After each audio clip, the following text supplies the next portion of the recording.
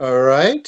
Thank you for joining us with another Dragon-Fall chat. Our friend Lee Gaddis is joining us tonight. I'm Matt Sears. I'm the philanthropy overlord of Dragon-Fall. Joining us is my wonderful co-host Josh, and he also does a great, so charitable, wonderful man. Um, Oh, stop. Lee Lee, well, he's nicer about it, but he pretty much runs Gaddis Gaming. And Well, Susan's there too, so also, yes. sorry to our viewers, but how's Susan doing? She good? Yeah, she's doing good. She's doing I good. should send her a text. I have Yeah, I have your wife's number. yeah. Say hi. Give I her sh- give her my love. should I be Um, scared now?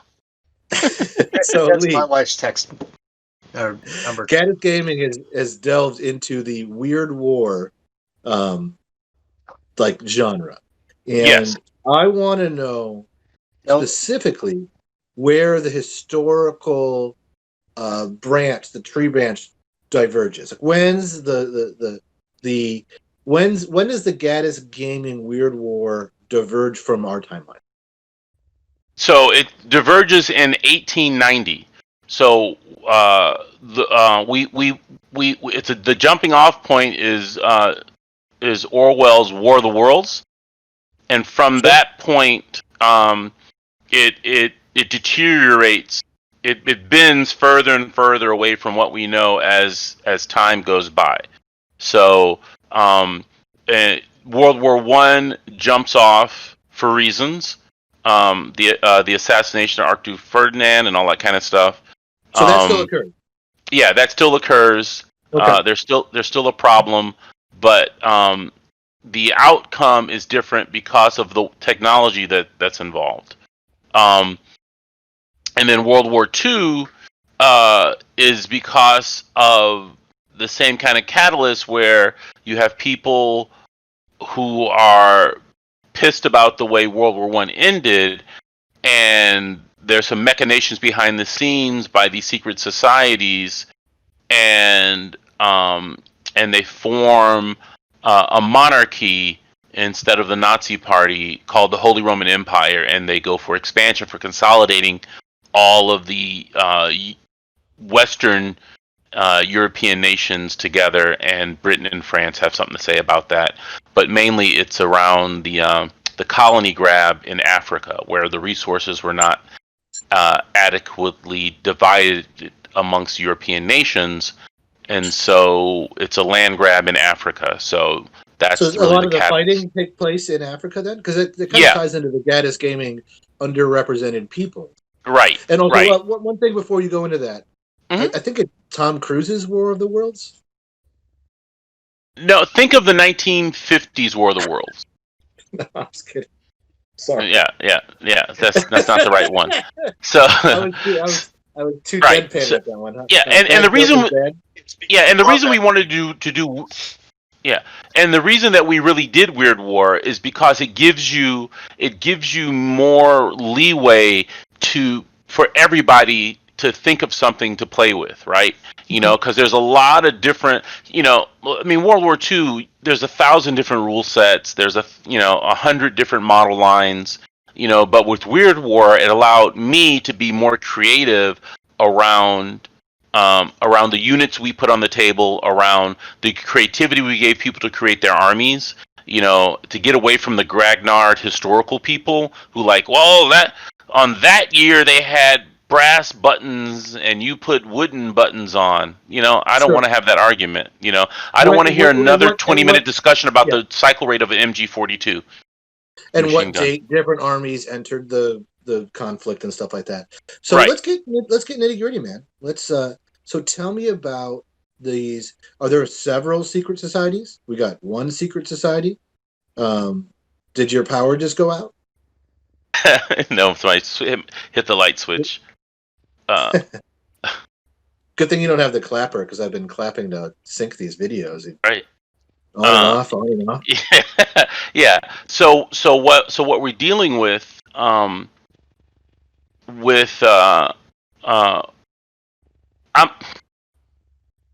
This is it, guys. We get to see Lee get murdered on camera. Stop! I'm on the phone. I'm on a video call. Stop hitting the light switch. Oh, I shouldn't clap. Now I'm synced to right now. So, hey Lee, the call is coming from inside the house. Is it coming from inside the house? Thank you. Yeah. So so what we're doing. So anyway, the question was. Let's try this one more time. You might have to edit. The question was, so give me specifics. So you said secret society. Yeah. Which So makes me feel, Yeah, so it's a carryover in the storyline, and I don't want to give too much away if people unveil as they play each game. A mystery is presented in the very first game, and then it unravels in each iteration of the game that you play. So there's a mystery that's presented in World War I in our fluff in our storyline, and then it's played out in our World War II storyline, and then as we project into the future, it's resolved, and everything that happened in World War I becomes clear in 2250.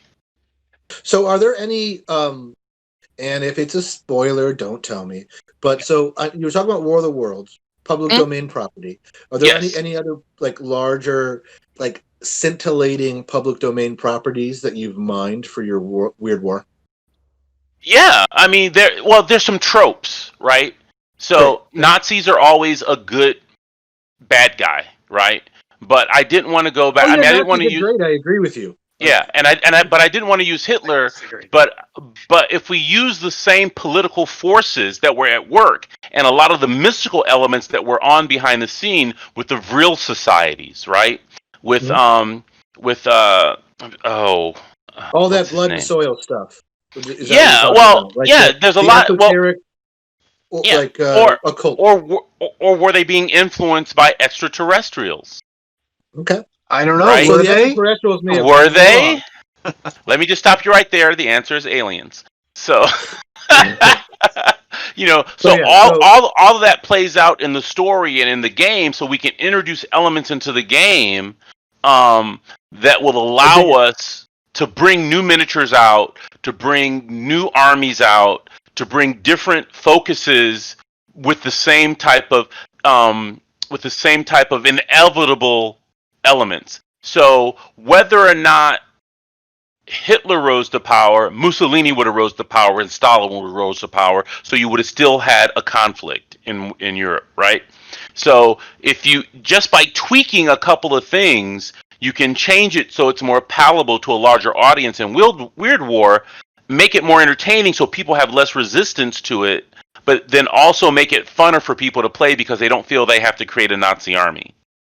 Sure, I understand. And I felt resistance to that. I've seen some pretty cool Weird War stuff where it's like you're Nazis, but you've got like uplifted guerrilla people and stuff like that. And, yeah. And it sucks to be one of those guerrilla people. So it kind of takes the idea that they're gonna test on things, and it's not going to be ethical, but they're going to do whatever they can to win. Right, and that for us starts in World War I. For example, one of the fluids that they got from one of the Martian walkers accidentally spills on a guard that's patrolling with his German Shepherd, a German guard, and it fuses the dog and the man together, and that's how you get your first werewolf. Fantastic. I like it. Right. So that's just a taste of some of the things that are coming. So yeah, I've got.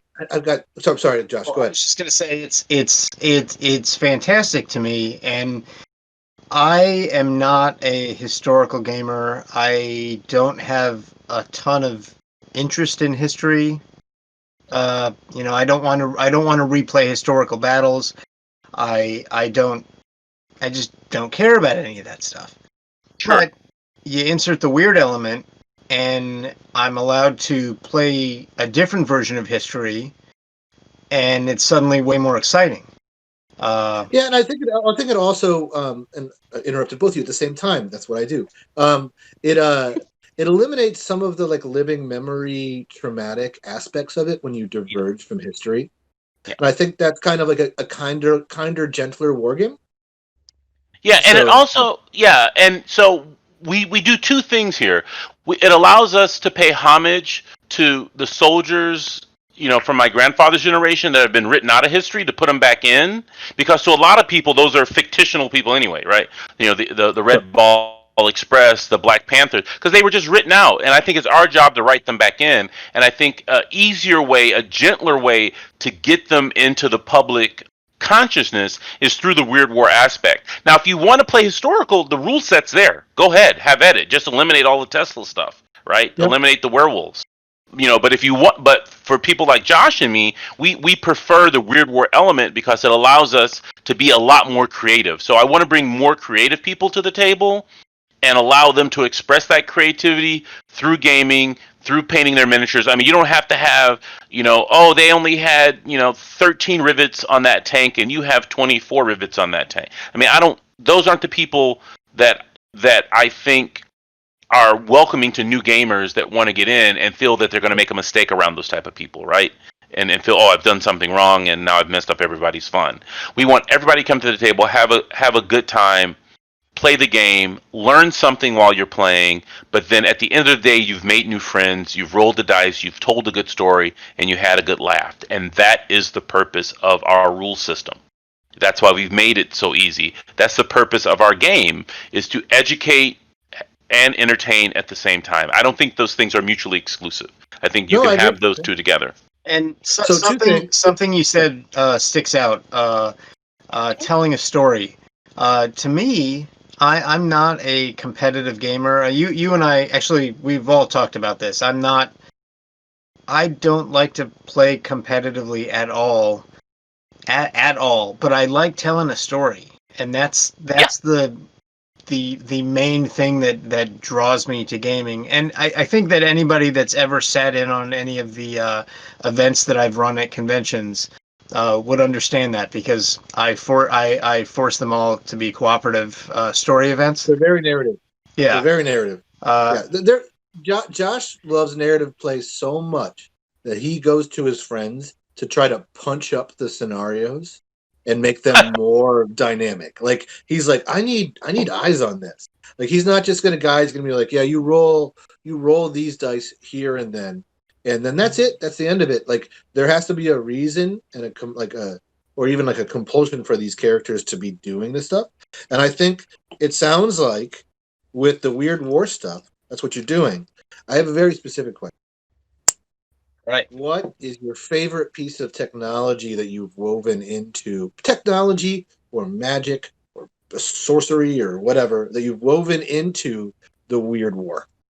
Well, and again, it's around the narrative, right? It's a way to it's the stories that we've woven through to explain why these things are. So there's three pieces of technology that I really like that I deconstructed from H.G. Wells' War of the Worlds. It was the heat ray, which the Germans have reverse engineered and put into their vehicles, and that's what they're specializing in from their fallen walker.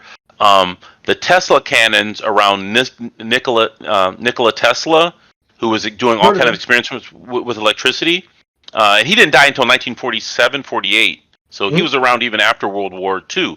And the other part is the Martian metal. The way the Martian metal is super light but super strong. So so you can put a Martian, you could put like a knight in armor chest plate on, but a bullet can't penetrate it. Where if it was, made out of earth metal, it could penetrate it, right? So those are the three things that we've introduced into our game that are like the center of, all the technologies are spin off from that. And then as they develop it further, you will have hover technology. By running an electrode through the Martian metal, it creates a magnetic field that levitates the metal off the ground. So you have anti-grav type of repulsor lift technology from that. So those are the types of technology that I've introduced into the game that have a plausible in-universe explanation that people can roll with. And our stories, the narrative of the game helps explain how that technology was created, where it came from, and then how it's being used in the game. So, sounds like it's very nation states or factions and stuff like that inside of them. And then sub-factions inside those nation states, yeah. What do you usually play when you're playing your Weird War game? So when I'm a big tank guy, so I know this is sacrilege, but I like German armor. I like the King Tigers, the Tiger tanks. I'm a big tank guy. But my default is always the American 761st Tank Battalion. Even when I play historicals, if I'm playing World War II, I'll introduce either the 761st Tank Battalion, or if it's just an infantry unit, I'll do the 92nd or the 76th Infantry units. Okay, so tell me about the 92nd. I don't know anything about that. So the 92nd were the Buffalo Soldiers, Yeah. and They started after World. Okay, so I know them as the Buffalo Soldiers. I didn't right, have but they were also a unit during World War II of Sure. all black infantry. Now think about this: we fought the most diabolical, racist nation regime in the world, but Well, we being did it the with second most diabolical racist. yeah, nation. with a segregated army, and Hitler got the enabling laws against Jews. He modeled them on the Jim Crow laws that were here in the United States. And black people still went and fought the Nazis on behalf of the United States, trying to Yeah. gain the respect and dignity that they weren't getting at the time. They were trying to earn it through fighting and through service. That was going on until the Vietnam War.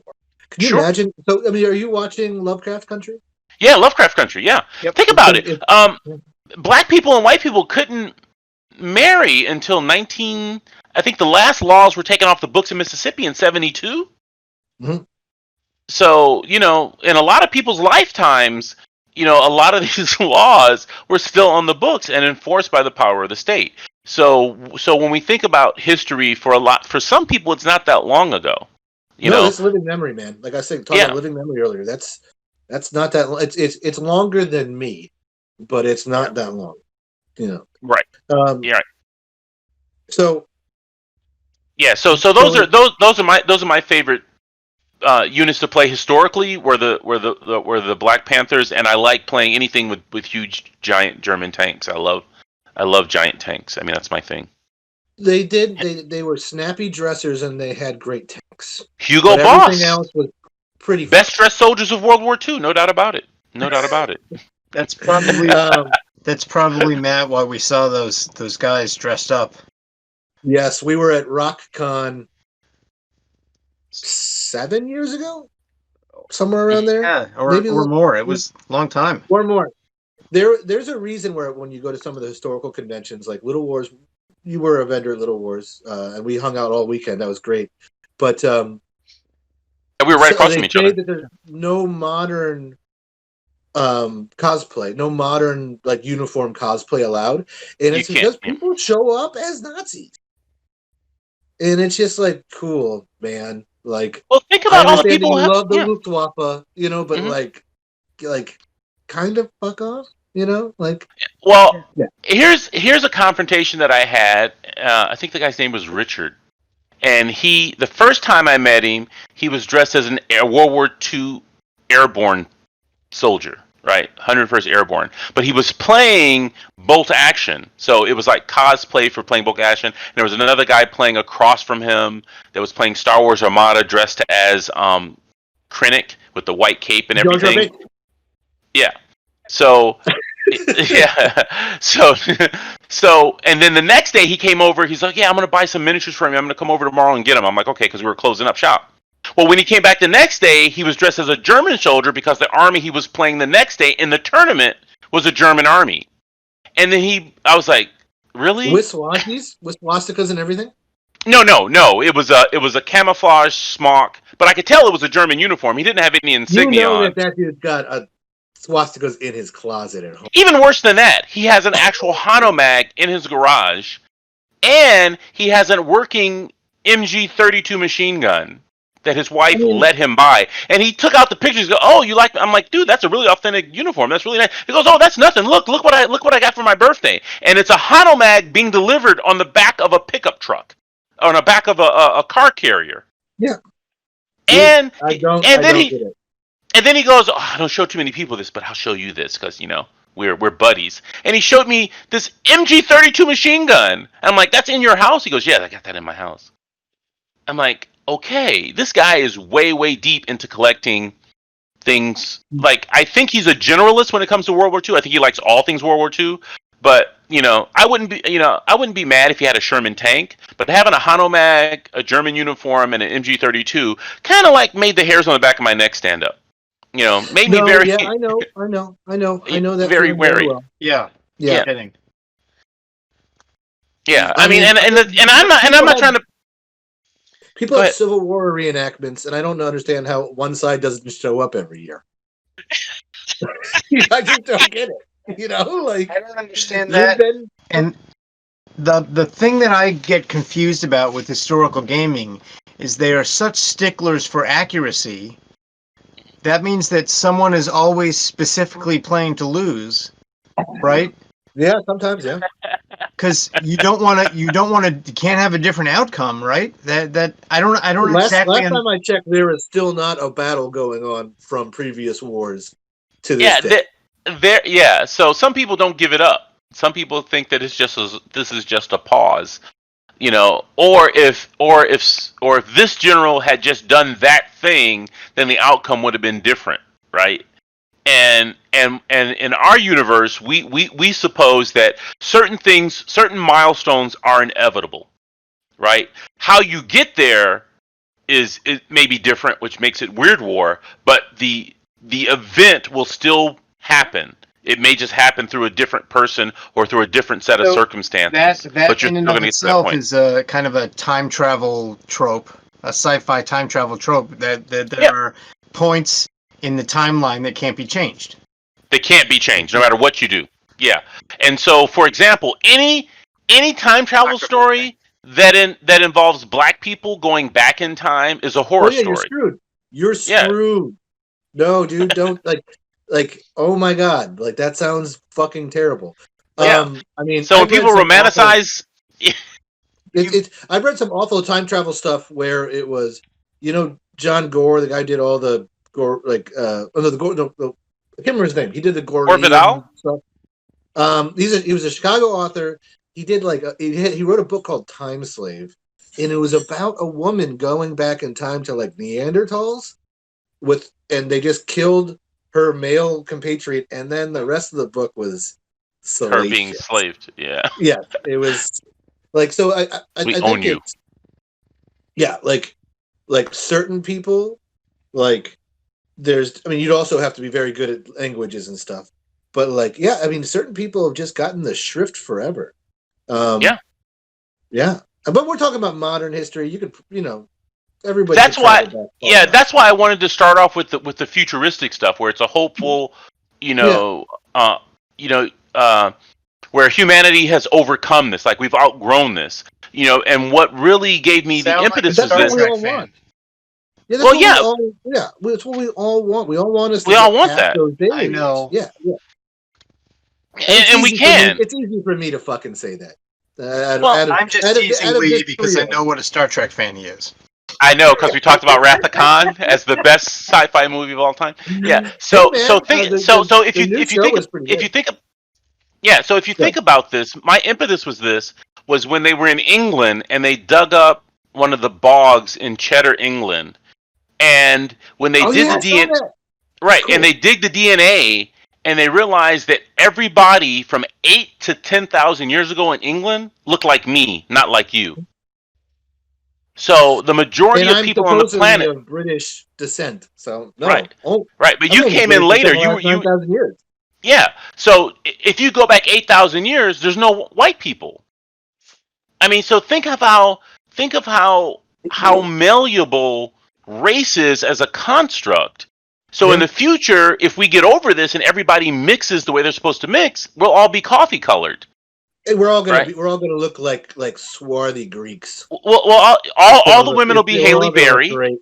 What's that? Yeah, all the women will be Halle Berry, and you were really digging into this utopia aspect, right? It'll all be good. We'll work out all the problems. So that's the future. That's the jumping off point for our sci-fi universe, where Earth has come together because we have a larger threat.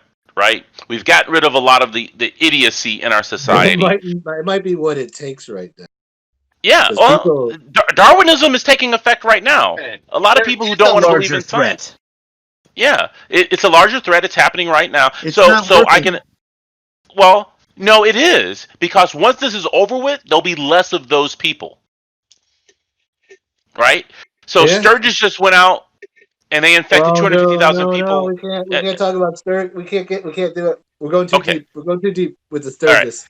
So I did read those numbers, and they it were was dire. horrific. It was horrific. So I think in the future, if it plays out the way that it's playing out now, because past is prologue, Yeah. is that the people who understand what's going on and protect themselves against the threat will come together, and those Yeah. people then move forward. Not spitting in each other's mouths Yes, is not a political statement. You know, like let's just correct. relax on that shit. But Yeah. So but so so okay, I so I think with the wait, future so with the yeah. future sci-fi games, we'll have a place for everybody to be included in that. Because when I was young, when I was 8, 9 years old playing, I mean, I was playing elves with long blonde hair and purple eyes. You know, I was playing red bearded dwarves. You know what I'm saying? You know, there wasn't a lot of people like me in the fantasy world, right? That came out of Tolkien. You Because it know, came out of England. it came out of Wisconsin. You Yeah. know, not that there's not black people in Wisconsin, and that's not what I'm trying to say. No. But those guys in Wisconsin did. Oh, there's dogs barking. So I think we got there, though. I think for this video, I'm not trying to change the subject whenever we get into racial stuff. The Does that make video any in any way you want, man. I mean, you can chop it up. You can. Well, it's an uncomfortable conversation, but it all leads back to it because the whole world is on fire because of it. You know, Yeah. so we No, have to no, no, I address. know. And gaming is not a bubble that's insulated from it. You know, But D&D had to what I'm address that. saying is, I want to have Nothing a is insulated. longer. I want to have a longer Conversation. panel about this, Gotcha. and that's the only reason I'm heading off at the. No So problem. yeah, There's tons yeah. more to delve into this. Yeah. There's going to be more in the next 2 weeks before Yeah. we record this panel. So yeah, Lee, give me your credentials. Give me your .coms and your Sure. social media. If you're looking for historical miniatures and the only line of Harlem Hellfighters miniatures that exist, and you'd like to support our company and any of the new projects that we're doing, go to gaddisgaming.com. That's GADDIS gaming.com. And we also take special orders. So if you need a special army list for a game that may be underrepresented, like Chain of Command, and you need an odd number of miniatures, just email us at gaddisgaming@gmail.com and with your army list, and we can custom make an army for you. Ooh, speaking of underrepresentation, one final question. Since a lot of times, like, African flesh is not depicted in paints, what's the paint? What's your go-to? Not that there's My different shades and stuff, you know. yeah. Well, My go-to is to I usually base coat with a green and then okay. go with a brown on top of that, and I do various browns to represent the diaspora of color of black people. Of course, yeah. I've found that I like the and I use flesh wash on top of that brown to get the red. But my secret weapon is the green base underneath. Oh, that's great. Yeah. I've actually struggled with that in the past, trying to get the right shade, as it were.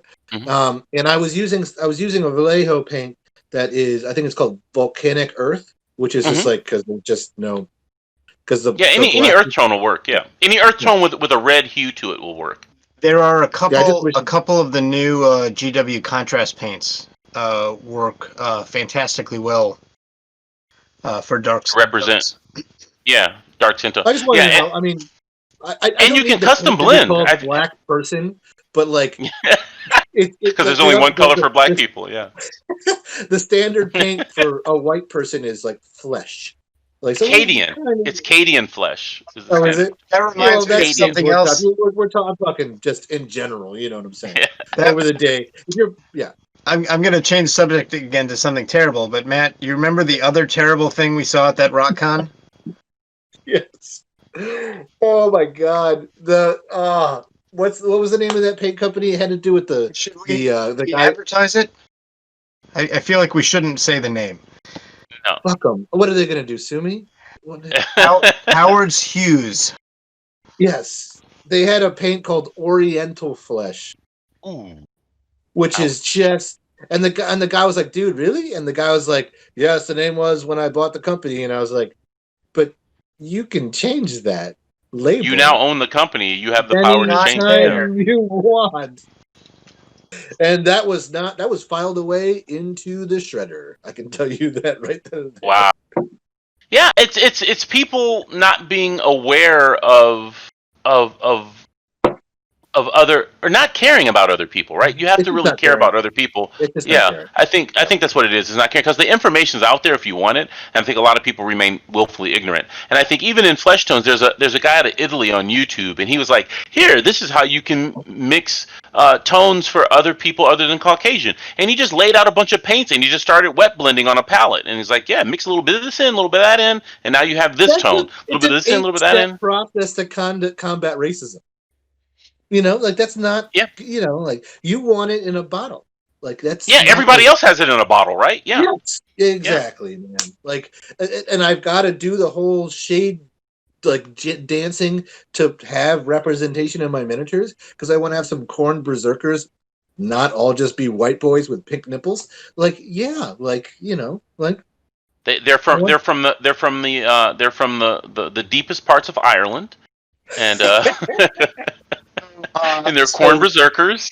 I was painting some of my Conflict 47 minis. I have a whole squad, a lot of they're Marines, and they all have gas mask heads. Okay. And I was trying to kind of speed paint them and trying to be a little lazy about it. I'm not going to lie. And I decided instead of because you couldn't see their face, I figured any flesh tone on their arm, I'm going to make it like they're wearing some sort of protective leather suit. So I used a dark brown, and it came out. I did a dark brown, and I did a secret weapon armor wash on it. Yeah. And everybody who sees these minis thinks that I painted a bunch of African American Marines, and now it's all I can look at too. And I'm really happy with them. They're super cool looking. they might not. They might not be American though. Happy by accident. They are all American. They're Marines. At Marines, they would have to be Americans. That's fair. That's fair. Yeah, that's classic. I love it. It was kind of a really happy accident, and I'm glad that I have some representation in my American Weird War Army, because of my stupid mistake. But yeah, it's great. Man, this conversation, this right here could go on for 2-3 hours. We could, and we're going to cut it off right now because you just said that, because you could do it. the stories I could tell. Lee, Josh, I love you guys. Thank you for joining us. So it's dragon-fall.com. You can find all our credentials. I'm going to have some links in the bottom of this YouTube video. Thank you, Lee, for joining us. Gaddis Games. And we're going to donate a ton of miniatures to the Dragon-Fall charity event. We're making them out right now. So as you've seen, give me some stuff. I've been doing unboxing videos, so give me something I can unbox and show off. And fantastic. I'm going to send some stuff to you. You got a care package on your way. Aww, so sweet. Josh, thank you so much for the assist. Taking care of that video. He's going to do some guitar solos for you as this video wraps up. I don't think so. Good night.